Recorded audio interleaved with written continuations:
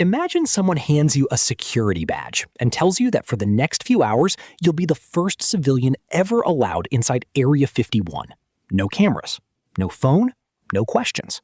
As the massive steel gates slide open, you're expecting to see something impossible.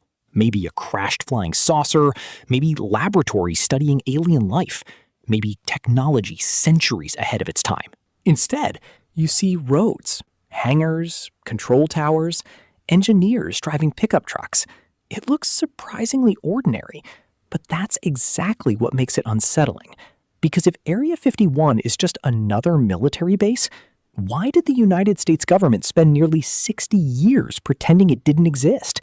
The answer begins long before UFOs, conspiracy theories, or little green men.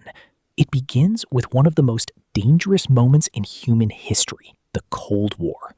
By the mid-1950s, the United States had a problem. The Soviet Union was becoming more secretive by the day. American intelligence agencies had almost no reliable information about Soviet military bases, missile programs, or nuclear facilities. Satellites didn't exist yet. Spy technology was primitive. Flying a normal aircraft over Soviet territory was almost guaranteed to start an international crisis. The CIA needed an airplane that could do something no aircraft had ever done before: fly so high that nobody could reach it. In 1955, they found the perfect place to build and test it. A dry lake bed in the Nevada desert called Groom Lake, miles away from the nearest town, hidden between mountain ranges, so isolated that even experienced pilots struggled to find it. The location became known by many names: Watertown, Paradise Ranch, The Ranch, eventually Area 51. The name itself wasn't chosen because it sounded mysterious. It was simply a grid designation on government maps. But history would turn those two numbers into one of the most famous names on Earth. Within months, engineers from Lockheed's secret Skunk Works division began assembling an aircraft unlike anything the world had ever seen: the U-2 spy plane. It could fly above 70,000 feet, higher than commercial airliners today, higher than most military aircraft could even approach. At those altitudes, the sky became so dark that pilots described it as almost black. From the ground, people occasionally caught glimpses of something silver moving silently where no airplane should have been. Remember, this was 1955.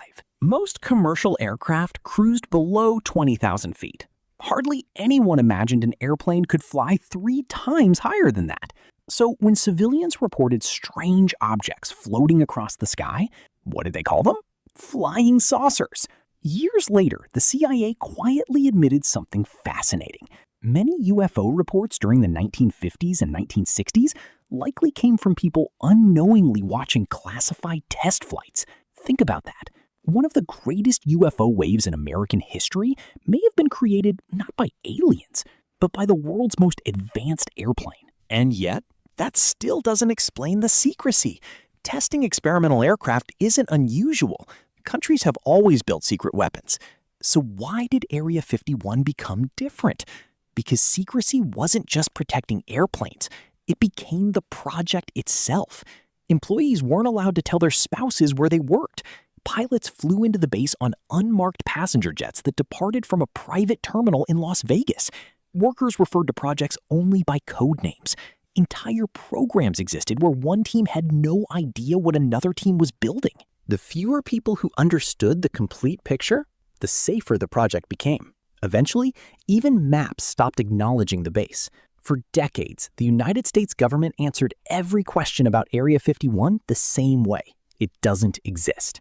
Imagine living next to a place everyone can see, but nobody in power will admit is real. Silence has an interesting effect on the human mind.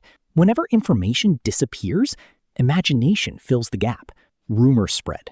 Witnesses came forward claiming impossible encounters. Some insisted they had seen aircraft capable of impossible maneuvers. Others believed recovered alien technology was being reverse engineered inside hidden hangars. Every news story made Area 51 even more famous, and every refusal from the government only strengthened those stories. Because once people believe someone is hiding the truth, every denial sounds like another lie. But here's what's fascinating. While the public was searching for extraterrestrials, something arguably even more extraordinary was happening behind those fences. Not alien technology, human technology. Technology so advanced for its time that anyone who accidentally witnessed it might genuinely believe they had seen something from another world. By the early 1960s, Area 51 wasn't just testing airplanes anymore. It was redefining what an airplane could be. After the success of the U-2 came an even stranger aircraft, the A-12 OXCART. Designed by Lockheed's legendary Skunk Works team, it looked less like a conventional jet and more like something pulled from a science fiction novel. It could fly over 2,200 miles per hour, more than 3 times the speed of sound, and operate at altitudes where the sky faded into the darkness of space. Its body was built almost entirely from titanium, a metal so difficult to work with that the United States secretly purchased much of it through shell companies because the world's largest supplier was the Soviet Union. Think about how bizarre that is.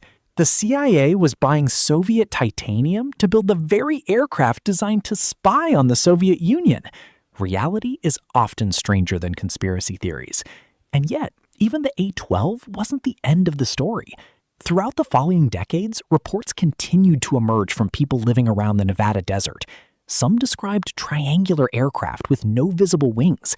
Others spoke of silent objects hovering before accelerating faster than anything they'd ever seen.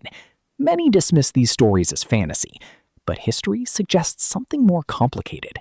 Every time the U.S. military developed a new generation of classified aircraft, eyewitness reports around Area 51 suddenly increased. When the F-117 Nighthawk was being tested in complete secrecy during the late 1970s and early 1980s, thousands of people had never imagined an airplane could look like that. Its sharp, angular shape seemed impossible. Even today, it doesn't resemble a traditional aircraft. Imagine seeing it decades before the government admitted it existed. You'd probably call it a UFO too. In fact, intelligence officials later acknowledged that many famous UFO sightings likely involved secret American aircraft that the public simply wasn't supposed to know about. But then something happened that made Area 51 impossible to ignore. In 1989, a man named Bob Lazar appeared on local television. He claimed he hadn't worked at Area 51 itself, but at another facility called S4, supposedly built into the mountains near Papoose Lake. According to Lazar, the government wasn't testing spy planes. It was attempting to reverse engineer extraterrestrial spacecraft. He described gravity-powered propulsion systems, impossible materials, and an unknown element capable of producing enormous amounts of energy. The story spread like wildfire. Books were written, documentaries were filmed. For millions of people, Bob Lazar became the whistleblower who had exposed the greatest secret in human history. But here's the part that often gets left out. Despite decades of investigation, none of Lazar's central claims have been independently verified through publicly available evidence. Records surrounding his background remain heavily disputed. Supporters argue they were erased. Critics argue they never existed. More than 30 years later, the debate remains unresolved. And that's exactly why Area 51 has become so powerful. Not because we know what's happening there, because we don't. For decades, the government's strategy wasn't to explain, it was to remain silent. That silence created a vacuum, and humans are remarkably uncomfortable with unanswered questions. Psychologists have long known that when information is incomplete, our brains instinctively search for patterns. Sometimes those patterns are accurate, sometimes they aren't. But the need to complete the story is almost impossible to resist. Area 51 became the perfect blank page. Everyone wrote a different ending. Some imagined alien autopsies. Others believed time travel experiments were hidden beneath the desert. Some thought recovered spacecraft were stored inside enormous underground hangars. Whether those stories were true almost became irrelevant. The mystery itself became part of popular culture. Then, in 2013, something unexpected happened. The CIA officially declassified documents acknowledging Area 51's existence. For the first time, the government publicly admitted what people had suspected for decades. The base was real. Its primary purpose had been testing revolutionary reconnaissance aircraft during the Cold War. One of history's biggest conspiracy theories had turned out to be partially true. The government really had hidden an entire military installation, just not for the reasons most people imagined. So if you really were the first civilian allowed to walk through Area 51 today, would you find alien spacecraft? Probably not.